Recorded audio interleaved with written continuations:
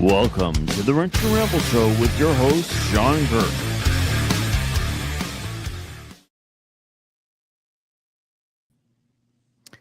Hey, everybody. I'm Kirk, and Shawn's with me tonight, and this is episode 001. So welcome in, and we're rolling. So, Shawn, what do you think about having our first episode tonight here? We're starting off with kind of a mess that we're going to feel our way through it, and hope everybody enjoys it, and bear with us, and we'll get this thing down and get this thing working right. Well, I'm the tool guy, you're the tech guy, so we can blame all this on you. Thanks, appreciate it. And so we'll try and get some videos up here, but so we're going to have different segments in the show, where we'll start off with what we're talking about for the evening, and so we'll have like tool of the day. We're going to have a person that's misusing equipment. We'll do that segment, and we'll do a product spotlight that shows products that don't necessarily work out great, and then breaking news, and then do question and comments. And so please share your comments in the comments, and we'll answer questions as we can do that, and tell us where you're from. And we just appreciate you being here. So we'll go ahead and Shawn, you want to give us some background, or? Yeah, so most everybody here is subscribers to the channel, AMG Power Equipment. That's my shop.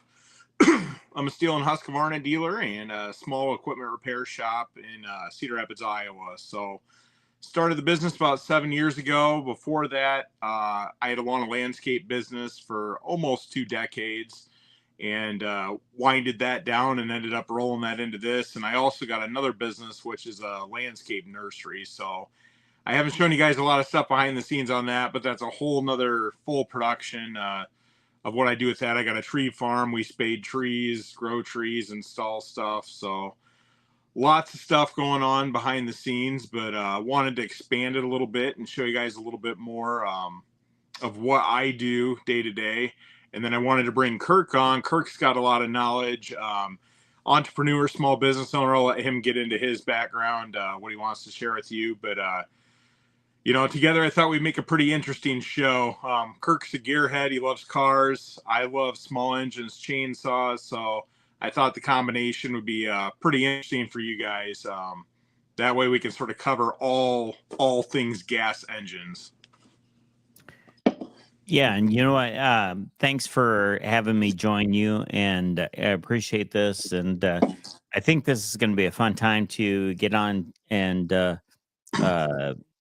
just have some laughs, and do a show that's enjoyable. I do have my own shows, and I focus in on recovery and actually faith-based stuff, but I like to have fun. I've got tons of entrepreneurial experience, and Shawn and I have worked together on a lot of other projects in the past with businesses that he's had. And yeah, we just think this could be fun. So bear with us here, and I'm going to try and actually give us some videos here that we can enjoy. So I think we'll go ahead and jump into the tool of the day here. And let me see. I think I might actually make this work. That would be really great if I could do that. And let's see if we can bring it up.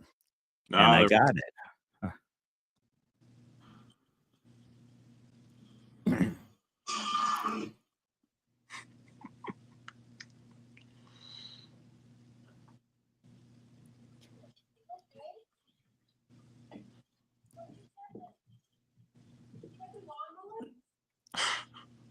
So if you couldn't hear her, she's asking her husband, was that the lawnmower?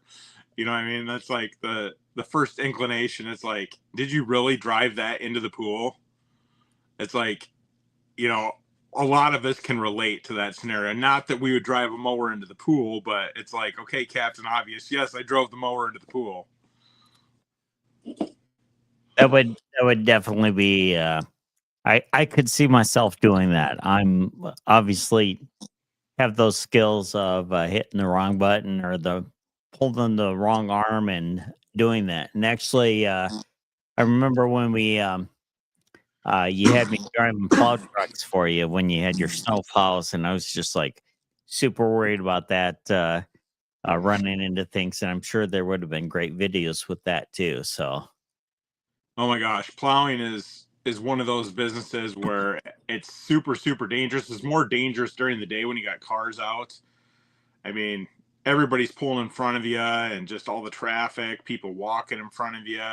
You just like got to be alert. You got to have like your Spider-Man senses and like see everything moving before it, becomes a problem. So anybody that does snow removal knows exactly what I'm talking about on that. So, but it yeah. is fun. I like plowing. So let me see here. You had there's another video that you sent over here that uh is the Ryobi.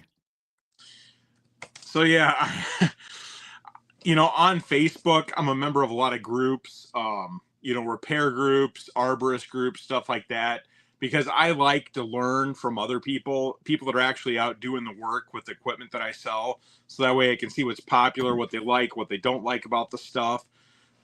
So that helps me better gear stuff in my shop towards the customers that are coming in there. And one of the guys on the Tree Climber page, I don't know if anybody of you seen him before, but his name is King Ryobi. I think firewood cutter or something like that. Pretty funny guy.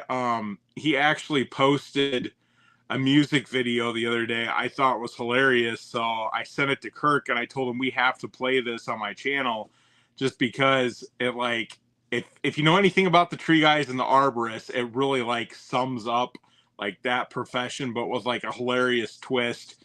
Because I mean, where I'm at, Stihl and Husqvarna are the dominating chainsaws that everybody uses. Nobody uses Ryobis. Literally, Ryobis are going to be stuff that Kirk would use at his house, and he would probably have the battery-powered version, like a 3-inch bar. But I'm just saying, like, Stihl and Husqvarna is the way to go. But this guy makes, parodies, and he just, like, eats this stuff up. So if you got this video, go ahead and run it or watch it. It's like 3 or 4 minutes long. It's super hilarious.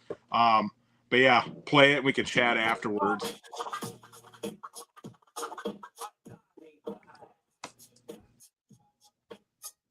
If you haven't chainsaw trouble, I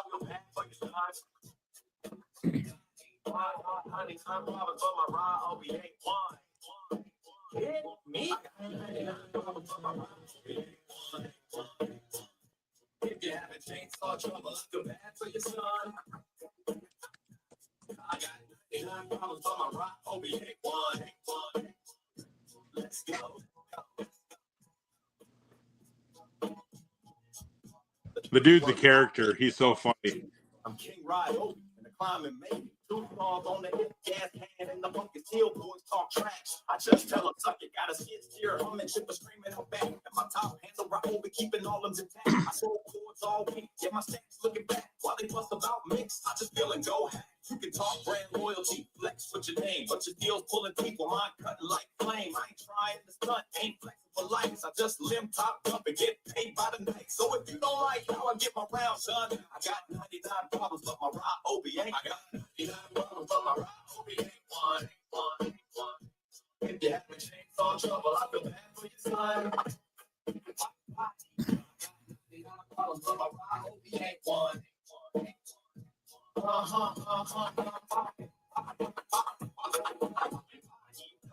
year is 25 and I'm deep in the Rowdy on the blower, getting chips off the line, limb hung up. Rope snack, don't care. My mama with hands in the contract with friends. And once upon a time, not too long ago, a like myself had to play real hard. The ones with rules, no spikes on lives. control line or your bid won't survive. But I don't care what your eyes say. I got money to make and limbs in my way, so I reach for my saw, give a sideways, and she read doors 4 times just to give it a chance. She caught a gun, and I'm still making hits like a breaking machine. Some folks hate, they just whine and moan, but I'm the king, baby, sitting on a log throne. I got 99 problems, but my ride OB ain't one. Kid me, I got 99 problems, but my ride OB ain't one.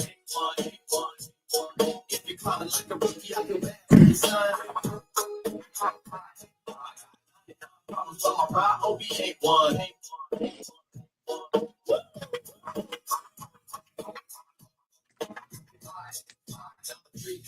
Right fines and stuff, saying you dropped that ball with a little too much. Well, do I look like a climber that'll tie 3 now? No, but I can see the line of rigging a blind and fight. I got the way set free fell, the hinges prime, and if the wind kicks up, well, I read the time. My folks, they always for them DIY dudes, but they ain't seen me take down a cottonwood and 2. I got pork in my grip, and the bar runs straight. While your things don't keep chewing bark like hate. You ever fell with a crane tag? Let's He actually smashed his thumb. That's what that's about. Every block I bring, so I ain't worried about your overpriced junk. I got 99 problems, but my And they don't make Ryobi skid loaders or trucks. 99 problems, but my ride OB ain't one. If you're husky with excuses, I feel bad for your son. Why? I got 99 problems, but my ride OB ain't one. Yeah. Why? 2 stars on my belt, I was sold by the ton. King Ryobi in the canopy, job well done. 99 problems, yeah, might have some, but my damn Ryobi ain't one.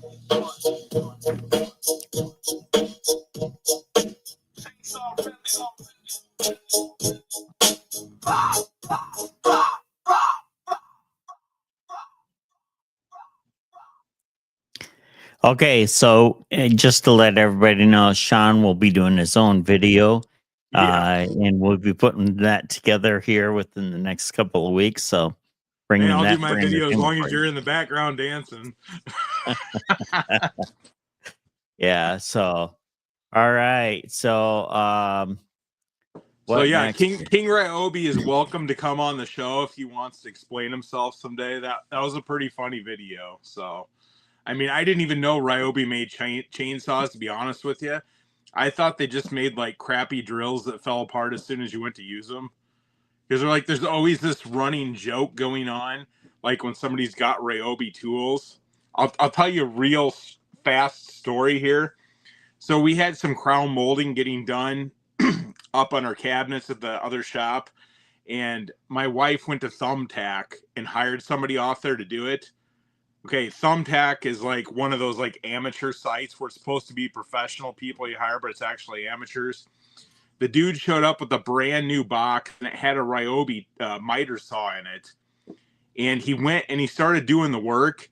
We had 4 8-foot sticks of this nice cherry wood. And by the time we got done, he had cut 4 complete sticks up and he had only done a 3-foot cabinet because he messed up so many times. So then he started splicing all the pieces together to finish out the rest of the cabinets. And he cut them so crooked, he used half of a container of putty to fill on the holes. I should have took pictures of it. It's the funniest thing. I'll bring those up next time. But the Ryobi stuff, that's what I think every time somebody says Ryobi is that guy that did my crown molding that completely screwed it up. All right. So we've got our next video. Let me see here.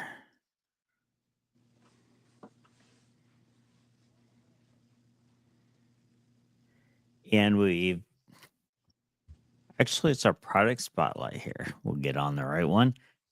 All right. Are you ready to go with the product spotlight? Yeah. So sometimes in this segment, we're going to talk about actual tools that are useful and beneficial to you. In this particular case, I know you guys have seen these before.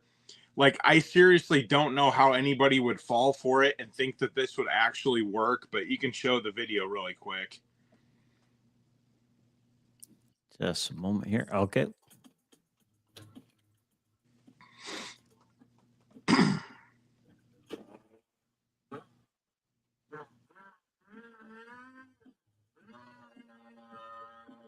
So the idea is that this sharpens the chain when you push the nose down on it on that grinding stone. But there's no possible way that it could sharpen the chain.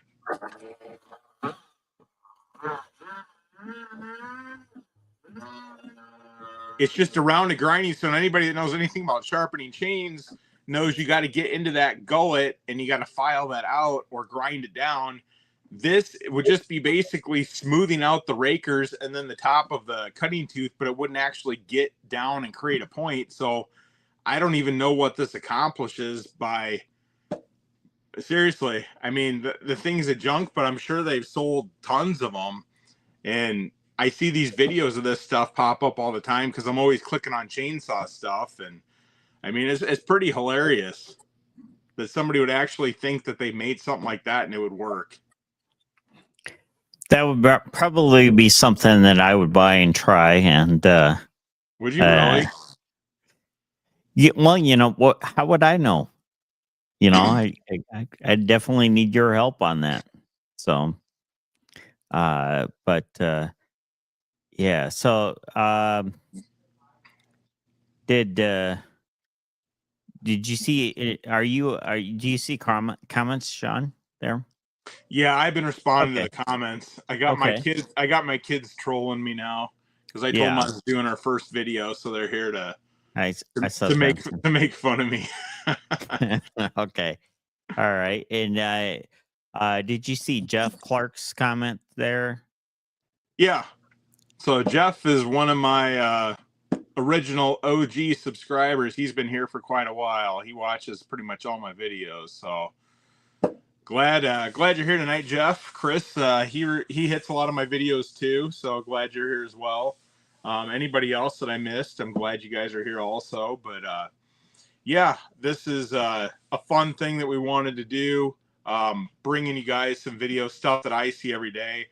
I subscribe to so many different things that are, you know, chainsaw related, outdoor related, landscape related, lawn care related, that it's just sort of fun to pick the videos and stuff out that I find interesting and share them with you guys. Some of the stuff I'm sure you guys have probably seen before it rolls around, but there's always new stuff. So it's just fun to bring this stuff to you and explain the tools and stuff.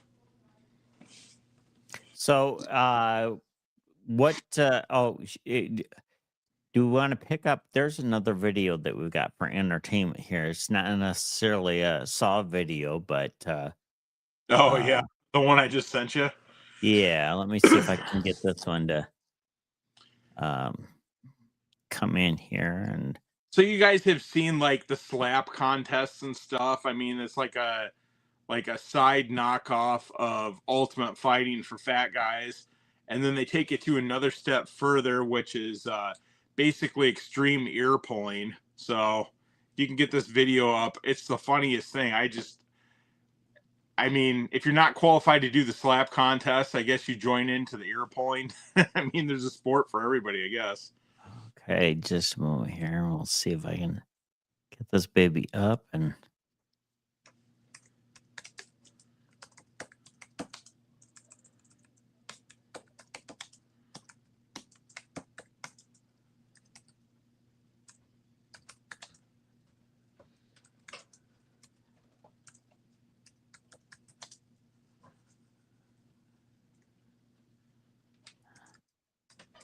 I think I might be able to get it.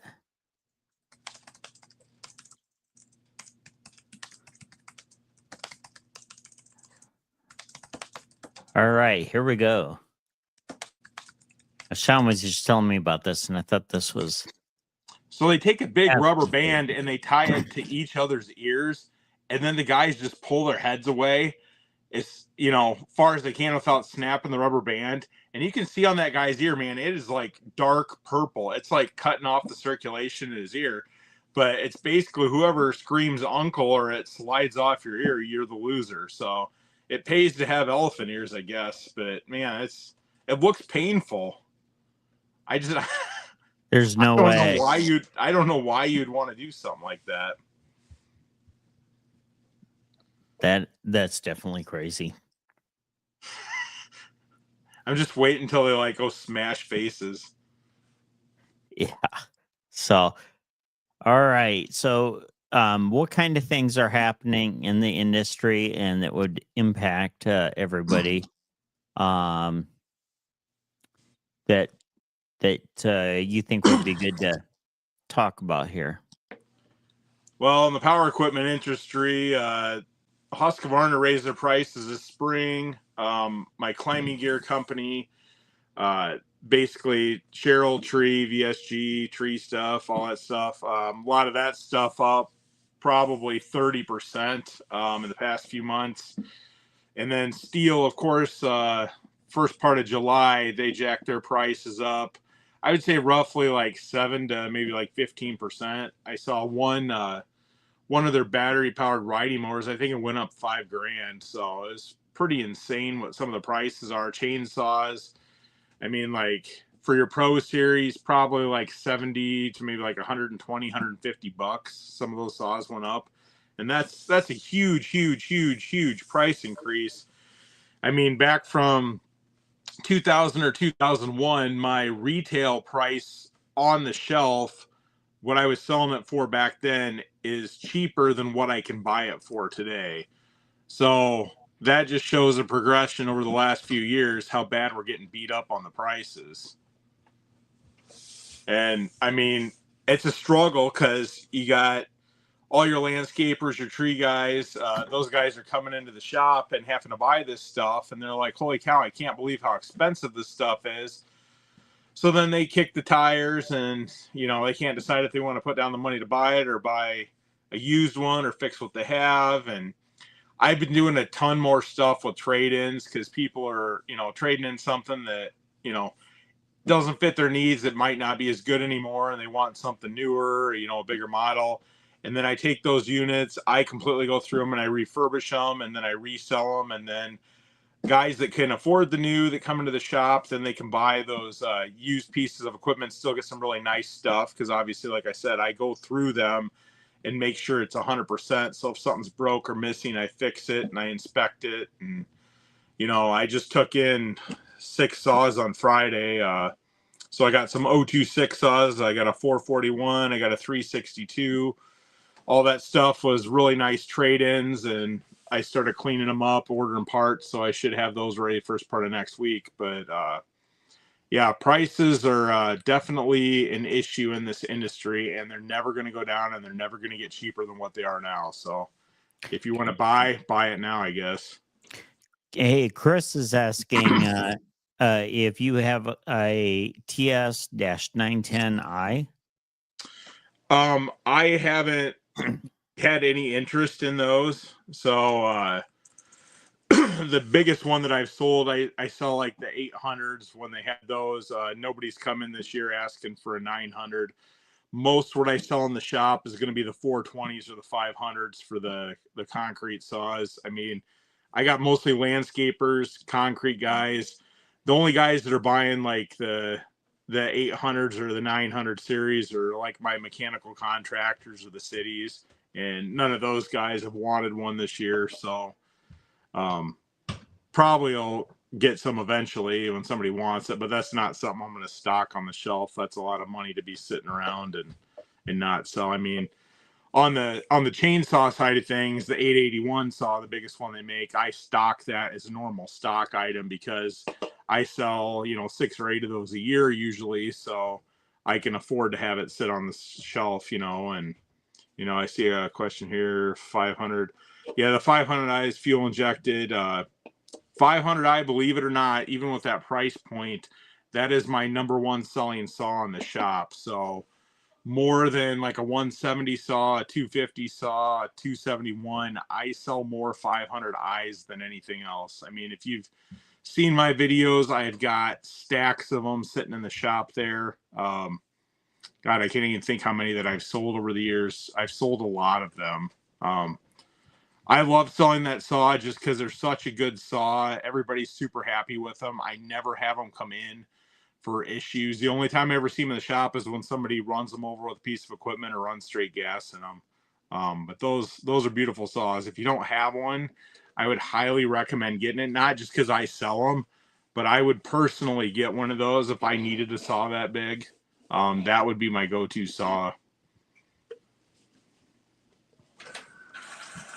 So, do you have any other questions that are flying in there? We can move on to the ramble part. I mean, it's open. So, if anybody wants to throw anything out there, go ahead and do that. We can So literally talk about anything. The MDG one. So I have a couple of those. Honestly, I use them maybe a couple times a year. So it goes back to the basics. You got fuel, air, and spark. Almost all the time, you're going to have a fuel-related issue. It's not going to have spark, so you're going to have an ignition coil or spark plug that's bad. Then you're going to have an airflow issue, air filter, spark arrestor, something like that. So, I mean, there's not really a ton of uses for me to use the MGG1. I think that stuff's sort of overrated. On the Husqvarna side of things, their electronic equipment, I have to actually program carburetors. So if you get a carburetor that needs to be replaced, one of the auto tunes, I have to update the firmware on that carburetor before I can put it on the unit. So part of that update process, I have to get the part number off the ignition coil and stuff, and I have to go through and answer a bunch of questions about that specific saw before I can put the new carburetor on there with the new firmware. Stihl, if you have an M-tronic carburetor, all you have to do is take it out of the package, drop it in the saw, and you're good to go. You don't need the MDG1 to do anything. Even the 500i, you don't need the MDG1 to do anything. Stihl tries to push you to use it, and I mean, there are some uses if you want to see like the computer stuff inside there as far as like run times and stuff like that. But for what I do, just basically getting the unit to work and function, I rarely ever use that at all. And the Husqvarna one's sort of a pain to use.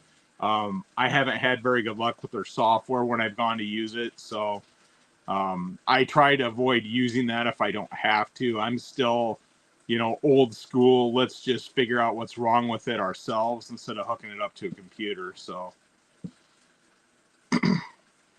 let's see if there's any other questions here. Okay.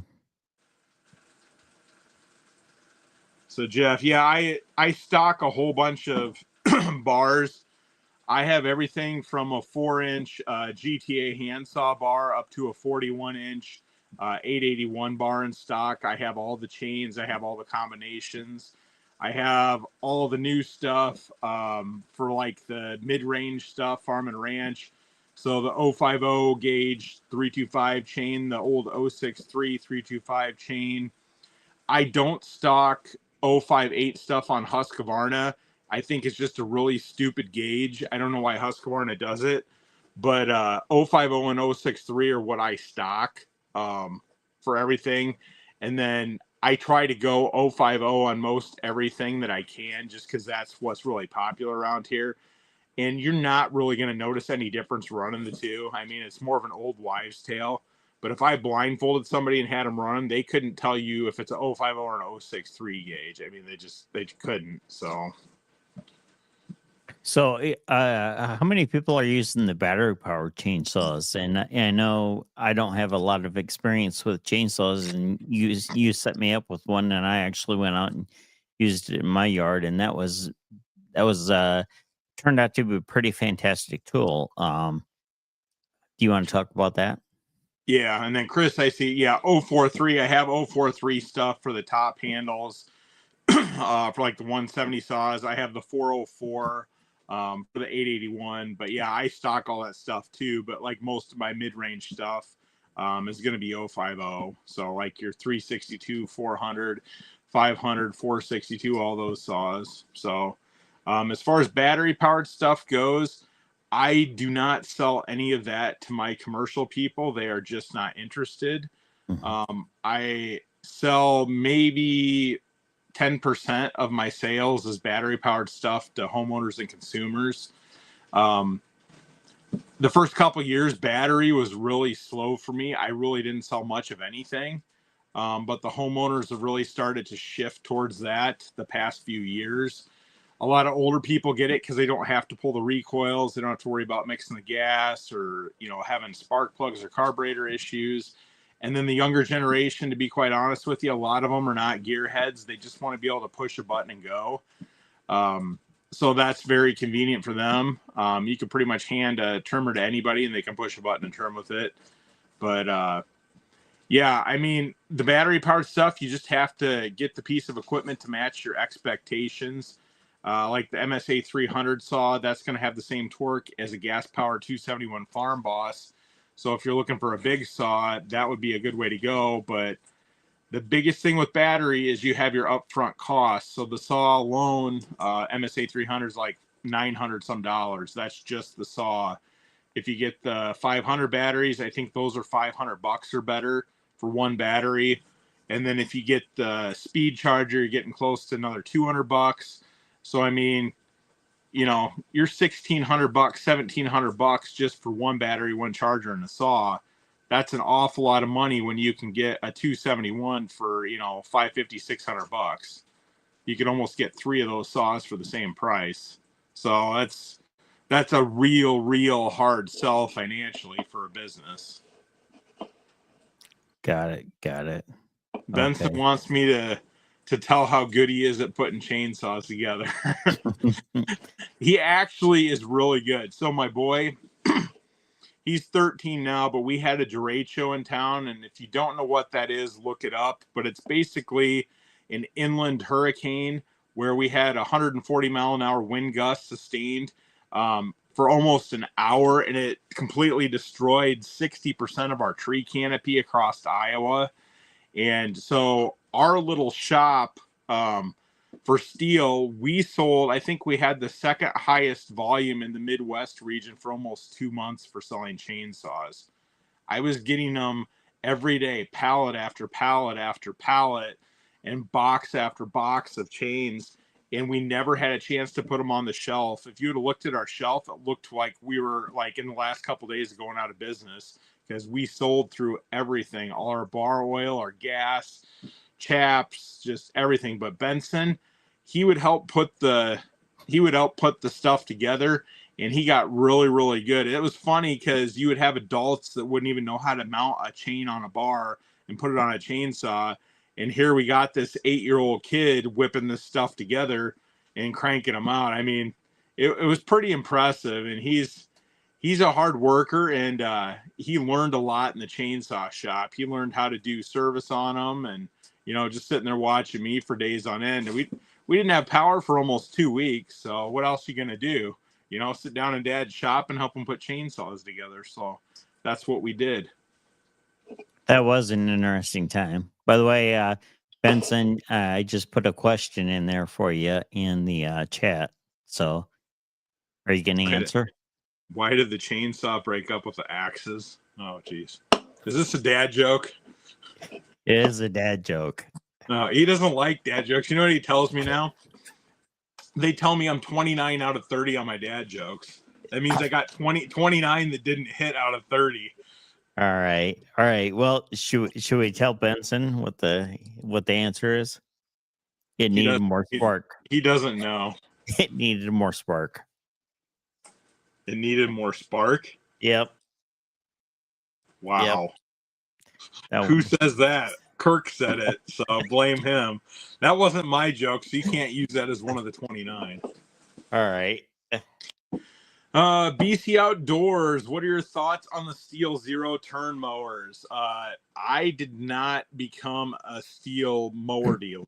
So when the mowers came out, we were right in the middle of rebounding from the COVID stuff with, you know, production issues, parts issues, just a mess of everything.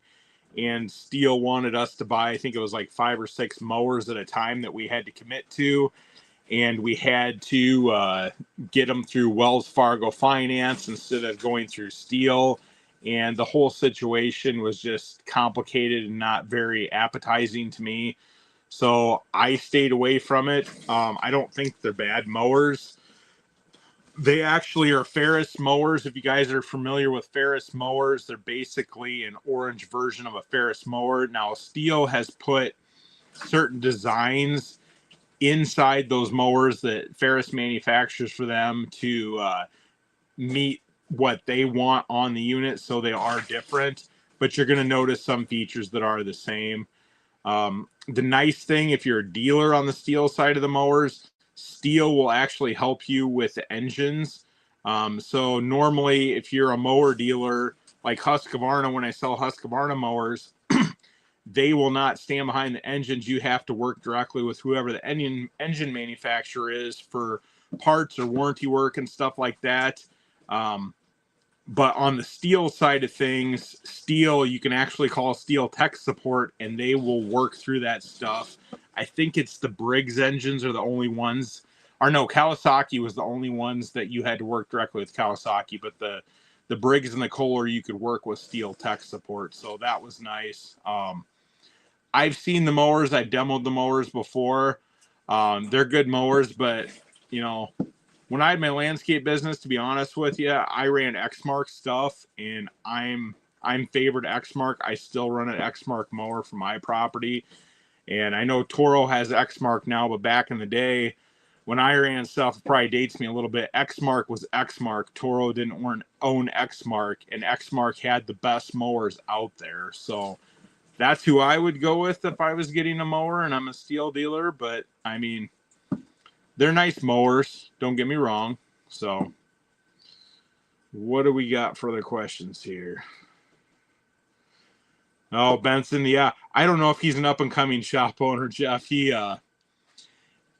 wants to do concrete. He wants to be a fireman. He's at that age. He wants to tackle the world and do everything. So maybe someday Benson will come back into the chainsaw shop. But, yeah. Ferris is owned by Briggs & Stratton. Yes, I believe they are. So I never really dug into that a whole lot. I didn't really have much interest on doing the mower side of things. It's a pretty expensive venture. I mean, warehousing a lot of stuff that you don't know if it's going to sell. If I get, 2 or 3 different models in the shop and I've got, $100,000 worth of inventory on those, and then somebody comes in and says, hey, I don't like that 60-inch mower you got because it has a Kohler engine. I want the 60-inch with the Kawasaki. Well, now you have one that's collecting dust, and then I got to order something in for that customer to get what they want. So I don't really like that a whole lot. I mean, I did the mowers and stuff, the zero-turn mowers with Husqvarna during COVID and right after COVID, and we just had a ton of problems with that. The mowers would come in damaged. I had one zero-turn mower that came in. I could put my whole fist through the gas tank on the mower because somebody took pallet forks and smashed it in, and then they packaged it up and then they sent it to me. And it wasn't a delivery damage. It was a factory damage. We had snow blowers that they would smash them up on crates, and I got tired of fixing stuff before I could even sell it. So I'm pretty much out of the mower business now, unless somebody wants to special order something, then I'll do it that way. But I don't inventory mowers anymore. So, interesting fact I just looked up here. Chainsaws were originally invented in the late 1700s, and they weren't used for wood cutting. What were they used for? Anybody know? I'm going to guess surgical instrument. It's a pretty good guess. Is it You right? hit it right on. Yep, medical surgery. And yeah, I saw one the other day. So I'm on this Facebook page or whatever. They have like morbid facts. It's just interesting. And one of them was a saw that they used when women were giving birth and they couldn't get the kid out. They would actually use the saw to cut them. I mean, that's just horrific. Wow. I mean, these tools are even like in the Civil War. I mean, when they amputated a limb, they just went right at it with the saw, man. That was like, zippity doo-dah. That's crazy. So how big is the global market for chainsaws? How big is the industry, do you think? Like money-wise? I don't know how big money-wise, but chainsaws are one of those things. It's one of those tools. It's like a hammer and a screwdriver. it's never ever going to go away. It's always going to be used. There's always going to be a need for it. I mean, that's going to stand the test of time. So, I mean, there's always going to be a good market there. There's $4.5 billion and growing. Yeah, I would have thought it was maybe higher, but. And then about 60% of chainsaws sold are for consumer homeowner use, while 40% are professional grades. Yeah, and what percentage are batteries, you think? Well, it says it does. Well, let me see here. They're projecting that the battery powered equipment is going to be up to 50% of the market by 2030, but it doesn't say what it is right now. It does say that it is the fastest growing segment. Yeah, and see, like in my shop, I don't see it because my customer base is real heavy on professional users. You know, I have a lot of tree companies, arborists.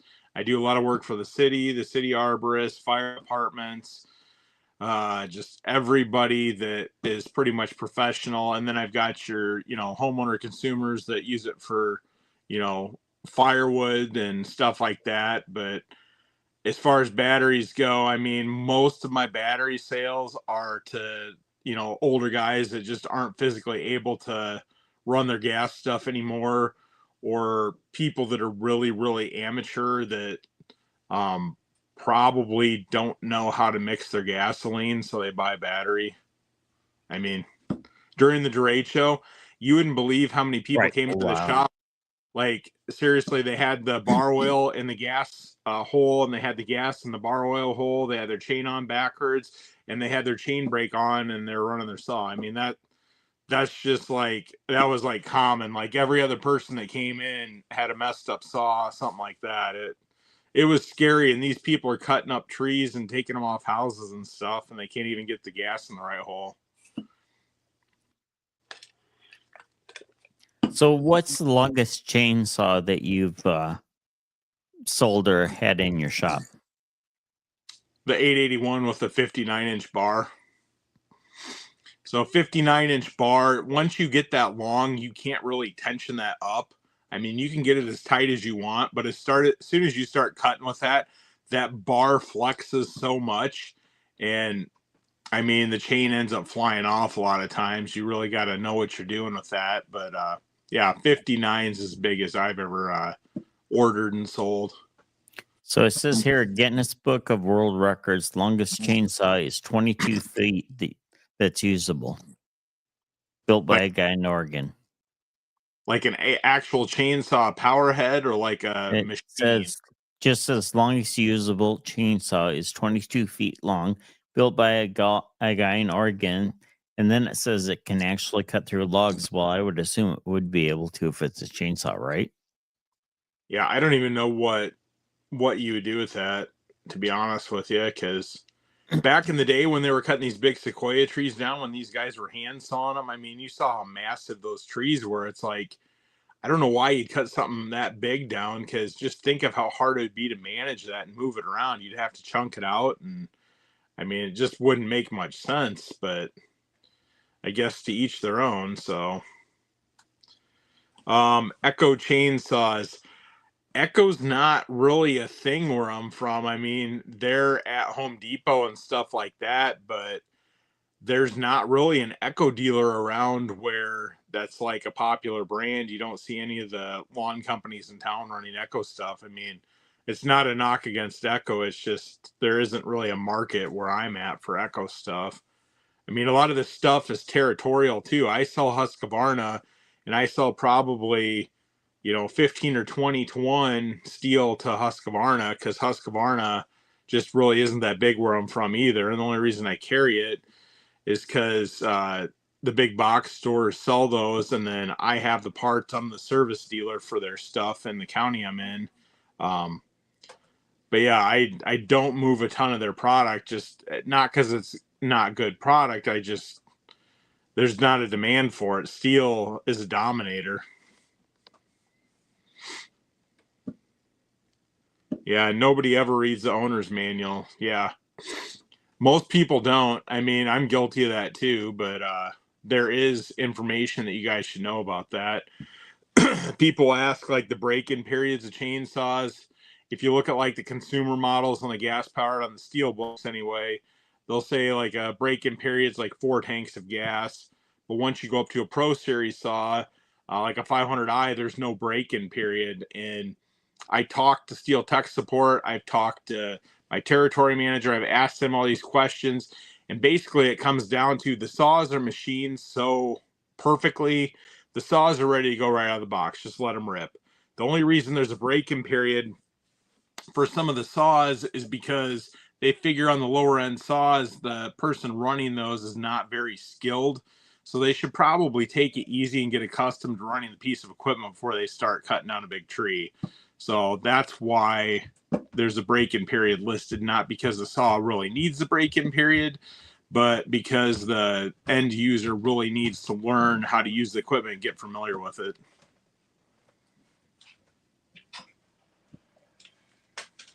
What about regulations? So, like EPA's engine emission standards, called Phase 3. Are you familiar with that, Sean?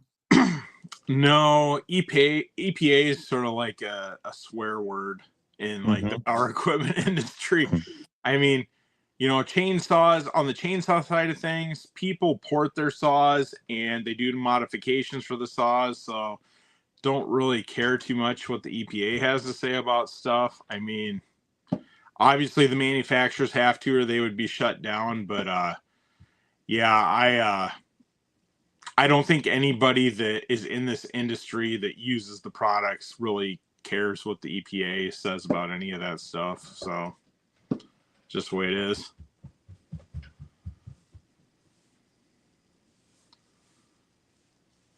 Do you see Jeff's comment there? Two-man saws, yeah. Stihl, when they first came out with saws, they had a lot of big two-man saws way back in the day. I've got an old mono saw from the 50s, and like the old style saws were just built like a tank, man. They're super, super heavy, super dangerous. Even a 20-inch bar, they'd be running 404 chain on there. 404 chains usually for the 880s, 881s, stuff like that. But yeah, no clutch cover to protect you in case that chain goes flying off. No chain brake, no hand guard, no nothing. It's just, you know, raw power, raw cutting, and you know that chain flies off, you're gonna get hurt. That's, you know, that's where men became men, and men lost a lot of fingers.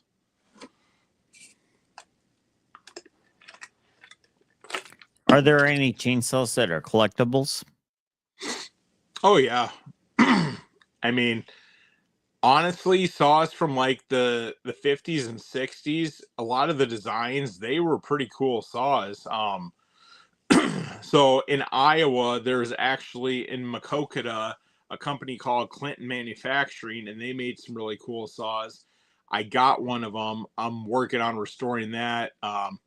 But there are a ton of different saws that obviously they didn't make it throughout the years. And, you know, I think the Clinton Saw Company, they were around for maybe 5 years and then they went belly up. But a lot of the saw companies got cannibalized, and, you know, places like Husqvarna ate up a lot of places. They own McCullough. I think they got Red Max, the Pull-On Pros, John's Red, Craftsman chainsaws. So I can get parts for all that stuff through Husqvarna, but basically just buying that stuff, sucking the life out of it, and, you know, taking over the saws. But yeah, old saws are collectible. I always get excited when I see O series saws come into the shop, especially the older ones with the cool Stihl logos.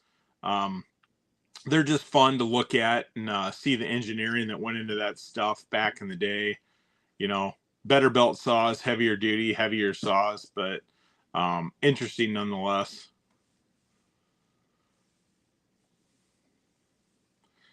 Yeah, an 08S, I've got the same saw in my shop. It's a pretty cool saw. It's a wall hanger. needs a piston and cylinder, and I haven't got around to getting a new one. So yeah, the S10, that's a good one.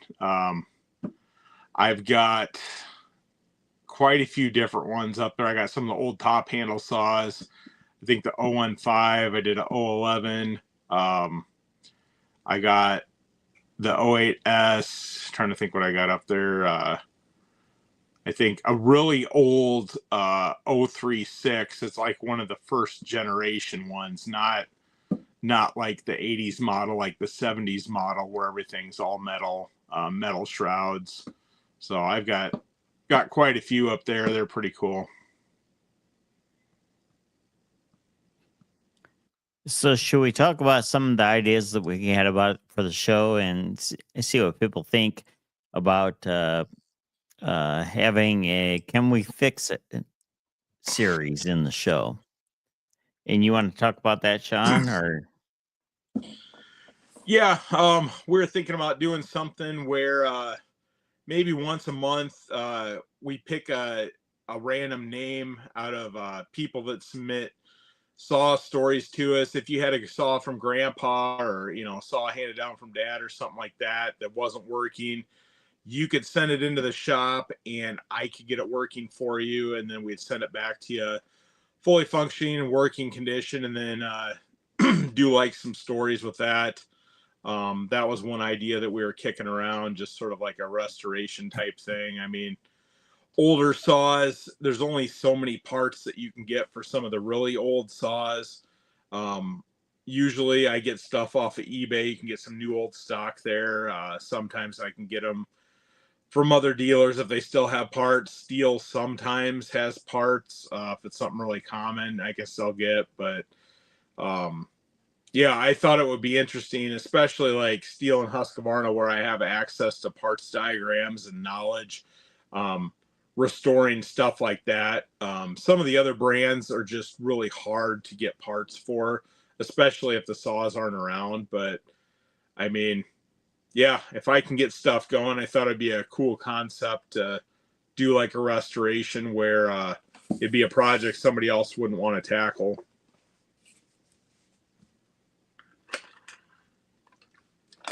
Benson wants me to talk about him again.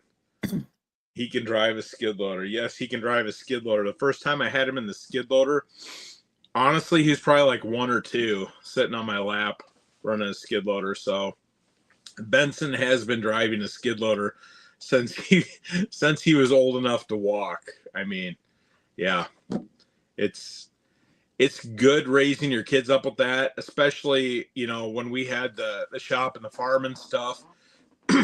Having kids understand equipment and the dangers of equipment, so that way they know, like when you're in a skid loader, you just have to look out for the skid loader. The skid loader driver has so many blind spots, they can't see you. So if you just raise your kids right and they're comfortable with equipment, they just know to keep an eye out for you and stay away. I mean, when I had my landscape business, I had some guys that just were not super bright, and we had accidents where they would creep up on a guy running the skid loader, and that skid loader operator would turn around and smack somebody with a bucket just because they got too close and they weren't paying attention. And I mean, it's just like anything else. You teach your kids like gun safety and stuff like that, they're gonna know how to be safe. So I would highly recommend, if you have a bunch of heavy equipment your kids are around, to teach them how to use it so they know. Maybe we can get some videos of Benson running around working on stuff and put that up there for him too. So he gets some publicity there. Maybe he'll get some work lined up. Yeah. Well, we can spade trees this fall. I got my big, massive 42-inch tree spade that we use at the nursery to get our trees out of the field. So that'll be coming up here too. I'll do a fall spade probably in another month or so. Most of the stuff I do in the spring, but that's an interesting process if you haven't seen that done before. So what kind of things would people like to see on the channel? What do you think would be interesting? Well, ask them. I mean, I try to do videos. I mean, obviously the content in my shop is driven off of what comes through the door every day. It's a surprise to me. I don't know what somebody's going to bring in for stuff to fix, and the different problems that come up. It always is good, but when you do a shop like mine, there's a lot of repetitive stuff that I don't show you guys every day, where it's like, oh, another fuel issue, I got to dump the fuel out, get fresh fuel in there, that works. Or they had their chain on backwards, or their spark plug's bad, or there's a lot of that stuff. I try to put content out there that's more unique, that tries to solve a problem, that something that I think could be useful to the average person watching it. Sometimes I repeat myself if I know it's been a year or so before I've done the last video, that it's good to do maybe an update. But yeah, hopefully the quality of my videos is getting better too. The more I do them, trying to get better screenshots. We're trying to get better camera equipment, get a little bit more organized as the channel grows. We got over 4,000 subscribers now, so we're really getting into the production of stuff now, taking it a lot more seriously, trying to do a good job and help you guys out with the videos, because that was the reason why I started the channel. Just watching YouTube videos on stuff, I'd be like, man, how do I take this clutch off a chainsaw? Well, I would search for that on YouTube, and then I would get a video of some guy spending 10 minutes talking about his dog and how he fell down the stairs, and how he ate corn and potatoes for lunch. And then we finally get around to the sprocket, and he's taking that off, and then he gets sidetracked and he goes and starts reading a magazine in the corner. And it's like, I just want to know how to take the part off so I can fix what I'm doing. So then I got frustrated. I'm like, okay, we could take this 20-minute video and shrink it down into 2 minutes, get to the point, show people how it's done, and then they can move on with life. So yeah, that was the whole point of the channel, and I still try to keep true to that. That's why I do a lot of the short videos, I bet you didn't know videos, because I try to get that point across, within a minute or two, not to sit and bore people, but hopefully you learn something in that short time window. So what's the most overrated tool in your shop? And chat, you can comment on that, and Shawn, comment on that. The most overrated tool. Yeah, what do you guys think are the most overrated tool? That Stihl tells me to use, or like whatever, The most underrated tool is probably a hammer, but I mean the most overrated tool, probably honestly, that MDG1.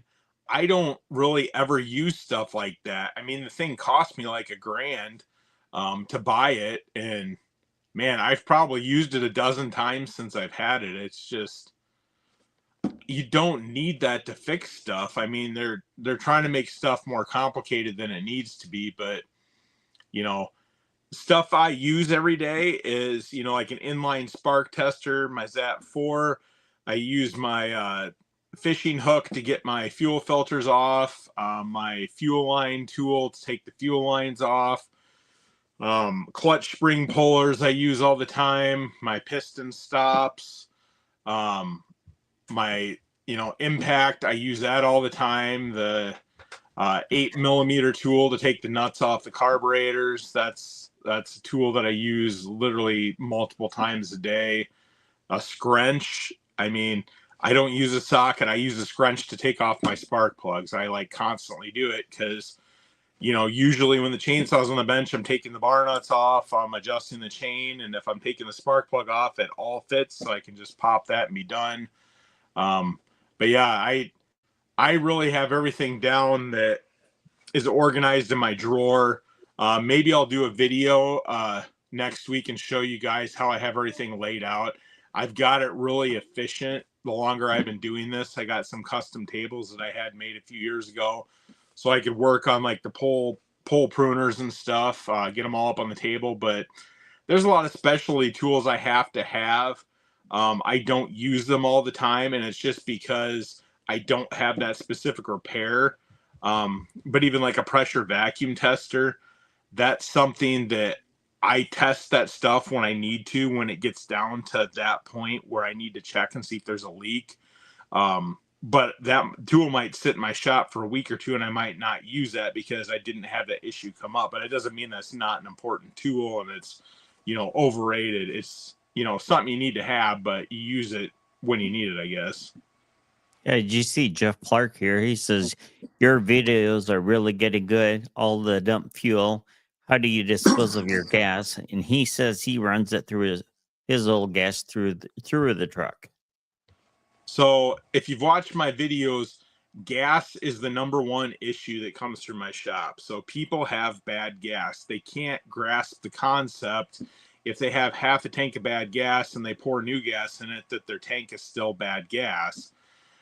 So I always dump the gas out when I have a non-start issue. First thing I do is a hang cord test. Second thing I do is dump the gas out, because over half the time it is a bad gas issue. So if we dump that out, then we've eliminated that problem and I don't have to wonder, well, what if it's the gas? So with the gas, I have a 55-gallon drum in back. I fill that thing up. Most of the time, a lot of that gas evaporates and what's left is oil. And I have some guys that pick it up and they burn it.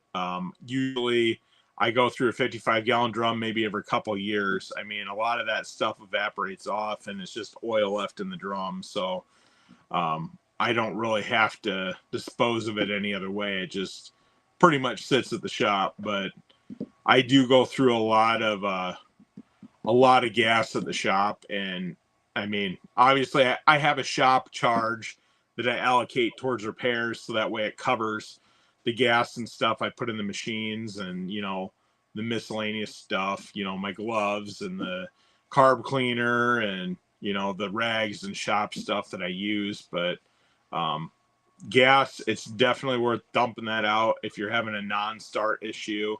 Obviously, if it's something that I don't have to check the gas for, if I know what it is, if it's a broken part or something, I'm not going to dump the gas out. But if it's a non-start issue, the gas is always going to come out. So what's your biggest frustration, or what's the number one repair or maintenance issues that pros complain about? That pros complain about? Yeah. The biggest thing I see with professionals anyway is the laziness not cleaning your equipment. I mean, a lot of these companies will come in and I mean, the air filter couldn't breathe to save its life. I mean, they have so much crap caked on it, they don't ever blow the stuff out. And then you get a bunch of bypass, on chainsaws, you get the small particles, or on concrete saws, you get the same thing, passes through that carburetor. And the first thing it's going to hit is the back of that piston, and all that really fine stuff that doesn't get caught in the filter and the screen is going to basically act like sandpaper and sand the back of that piston down. And eventually they're going to have blow-by issues because you're not able to lock those rings tight against the cylinder anymore because they're worn down. But that's probably my biggest peeve. Like, I don't care either way. I get paid to clean the stuff up, but people should really clean their stuff because they waste so much money having stuff fixed because they're just lazy and they don't take care of it. Just clean your stuff up. How about what's the craziest chainsaw entry story you've heard or experienced? Craziest chainsaw? Well, I had a chainsaw come in for repairs, and somebody had shoved a little baggie. It looked like meth, little bag of meth that was hidden in the chainsaw. So one of the employees was hiding their meth in it, and they didn't realize it was coming to the shop for repairs. And then I was tearing their saw apart. I'm like, buddy, you got a bag of meth here on your machine. He's like, what? I'm like, yeah, one of your employees is hiding their meth in the chainsaw.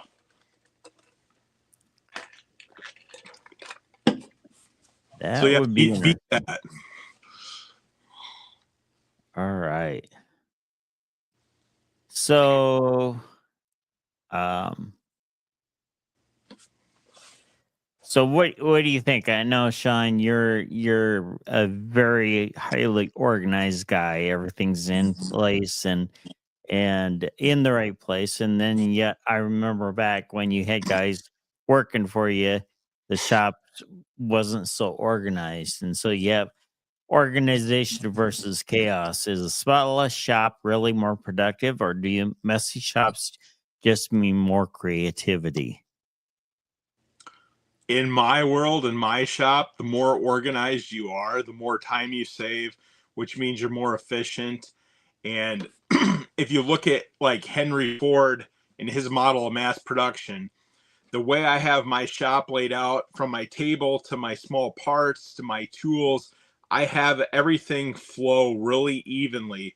So when I'm working on something, I can be doing this, I can reach here, I can grab this, I can reach there, I can grab this, and all that stuff keeps me really organized, saves time, makes everything really efficient.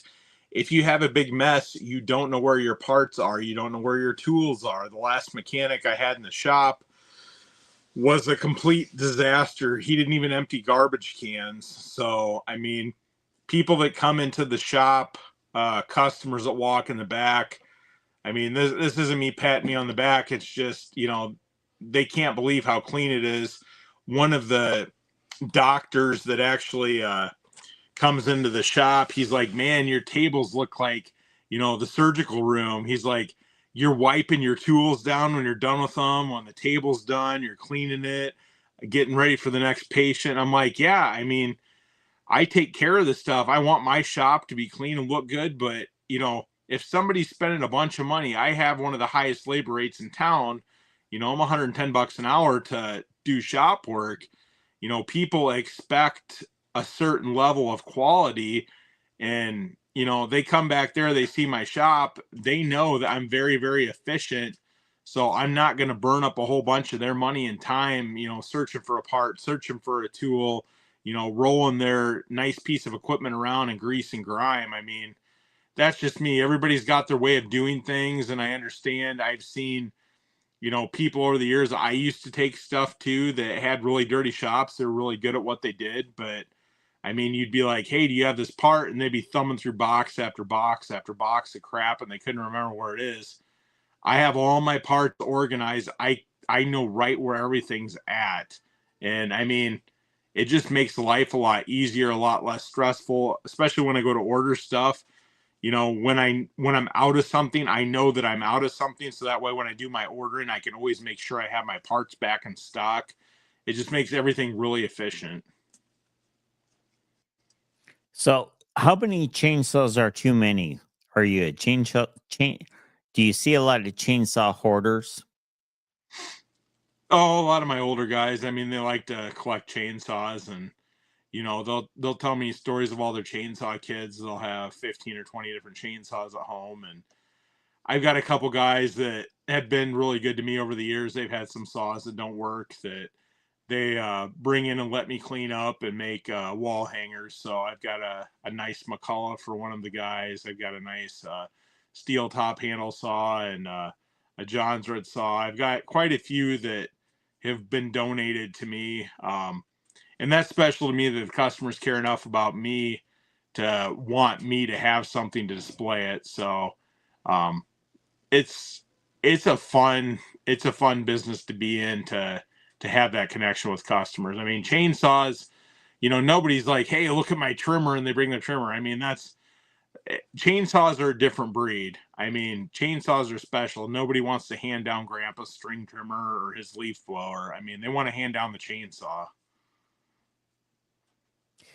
What's the worst time a small engine tool has failed you?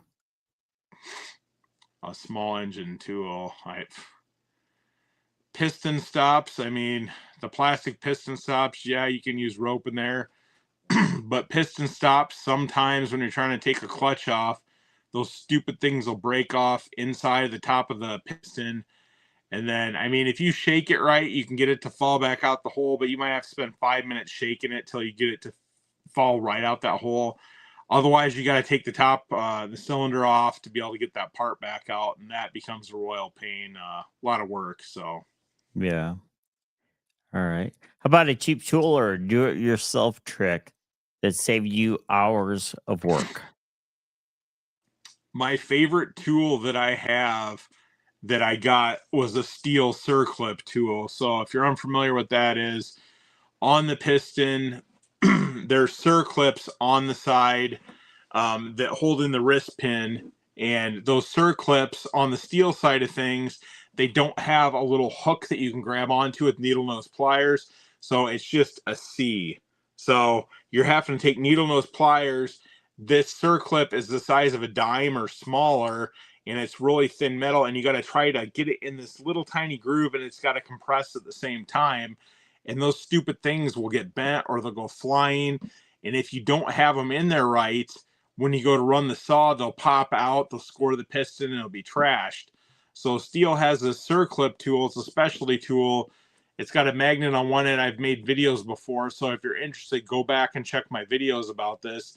But it holds a circlip on there. You feed it into a cone-shaped metal piece, compress it at the end, and then once it's in the end, you flip the tool over and there's a rounded end, and you can push that circlip right into the side of the piston. It snaps into place. I can do the whole thing in about 10 seconds, where before you might spend a half an hour fighting a circlip.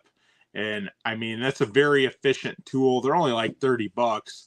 And I would highly recommend it if you guys are going to be doing those projects, because those circlips just are a royal pain. All right. And what about, are older chainsaws built tougher than the modern ones, or is that nostalgia? Well, I mean, older ones, they don't have the plastic parts most of the time. They'll have, you know, metal shrouds and metal air filter covers and stuff like that, where the newer ones, probably, I would say 80s or so, they would start switching over to plastic stuff. I mean, just like anything, eye of the beholder. There's guys out there that, you know, will knock the new saws and say they're junk and blah, blah, blah. But I think most of that comes from the pricing on the new saws. A lot of guys are butthurt on how much stuff costs nowadays, so they knock it. But like the 500i saw is a perfect example. That saw is a beast. It's awesome. It's got a great power to weight ratio. But then if you look at some of the older saws, the 044, that was a super popular saw. I've had a few of those in the shop. I actually owned one for a while. Those are super awesome saws. They don't make anything like it anymore. The 200T saws, the guys don't like the 201s, but they like the 200s, or the 020s. Those are really nice saws. So there is some legitimacy to some of the stuff, but some of the other stuff is just hype and people whining about prices. So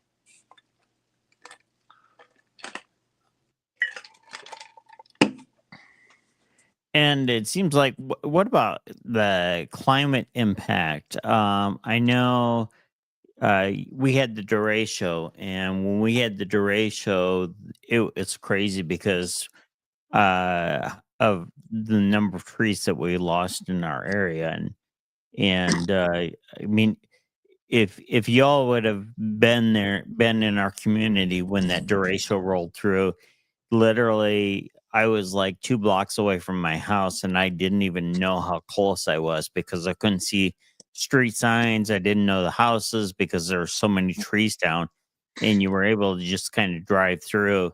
And it was just amazing of not knowing where you were at. And and I know there's been a lot of hurricanes and so on. That obviously creates more demand for chainsaws, but what happens after that, Shawn? Can you speak to that?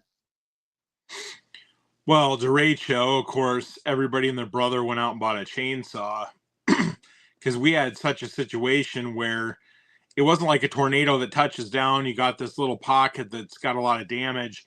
It was like trees, 65% or whatever, the tree canopy gone. It wasn't like houses were completely destroyed. Roofs were ripped off, but all the houses were still standing.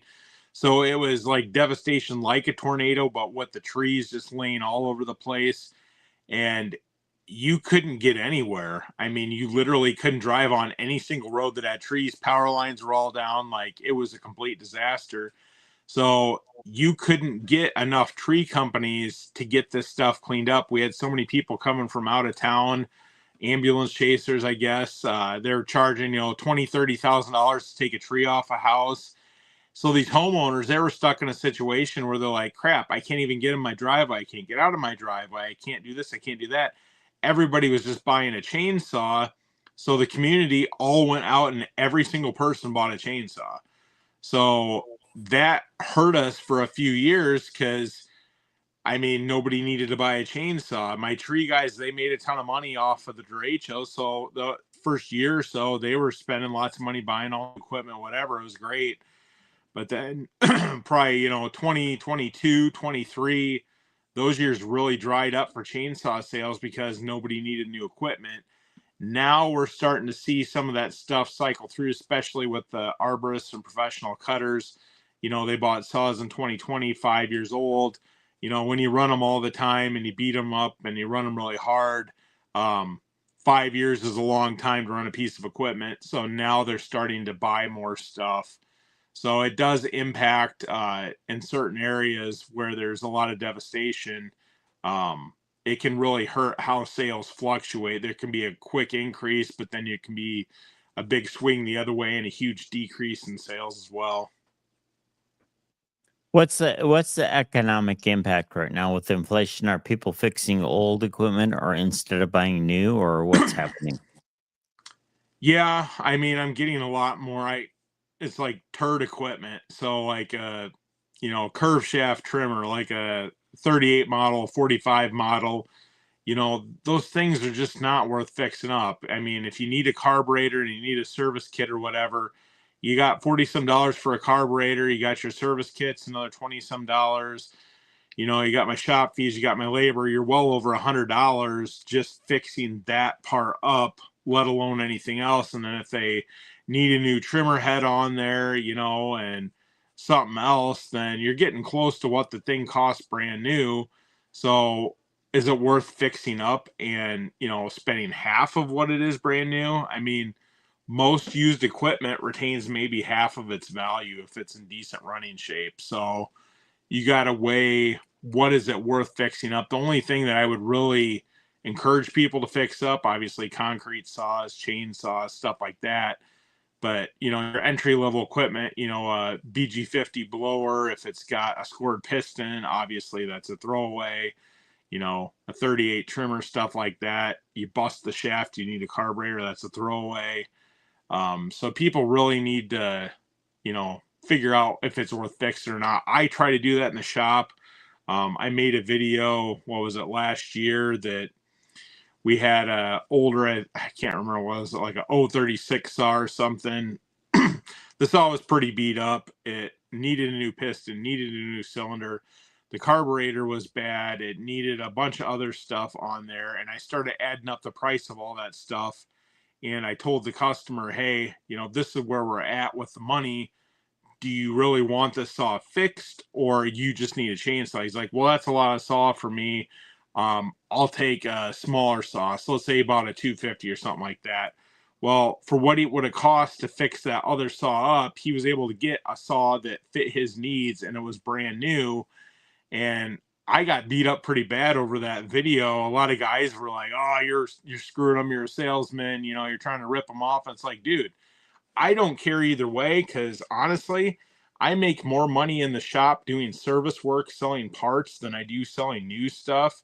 I mean, any of you guys selling the new stuff, there's not a whole lot of margin on selling that new stuff. And, I'm just trying to do a service for my customers. I want them to leave the shop happy. And if they can end up with a new piece of equipment and that makes them happy, that's great. If they have a saw that they want me to pump a bunch of money into to fix up, that's great. I don't really care either way. I just want them to be happy so they go tell their friends and they come back. But yeah, make sure you know what something is worth because there's a difference between, if it's a personal item and it's got sentimental value or if it's just a specific tool, and tools only have so much physical value and that's what somebody's willing to pay you for it. So don't ever exceed that value. All right. So, any final thoughts, Shawn, for this evening? No, I think we got everything to roll pretty smooth. I mean, there's a few little kinks in there, but we're going to keep doing this, and we'll keep improving the videos and bring more stuff to you guys. So if you guys ever have any other ideas that content you'd like to see, just let us know. If you have any questions about any of the stuff we talk about, as always, drop them in the comments.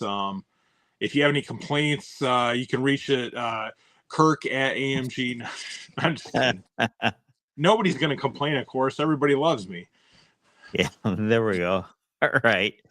Well, we really appreciate you spending time with us tonight, to be on here and to allow us to fumble through our #1 episode. And we do plan on having a second episode here coming sometime this week. And we don't have a specific day, but we do plan on getting it down to specific days. And we just need to figure this thing out as we go through it. And, like I say, we really appreciate you guys for sticking with us and watching tonight. And hope you're all subscribers, and that we'll see you again. And we'll have new videos, tools. Hopefully they'll be smoother here on the next video. And yeah, just thanks, and keep wrenching and keep rambling. Yeah, thanks. I do appreciate everybody tuning in the channel. It's been a fun ride the past couple of years. I've learned a lot from this stuff, and hopefully I'm able to bring some value to you guys too. So as always, thanks for tuning in. Couldn't do this without you guys.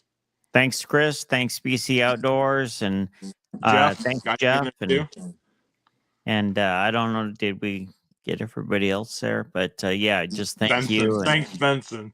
And Ben, okay, yeah, Benson, especially Benson there. So you guys have a great night, and we'll see you on the next episode. Have a good one.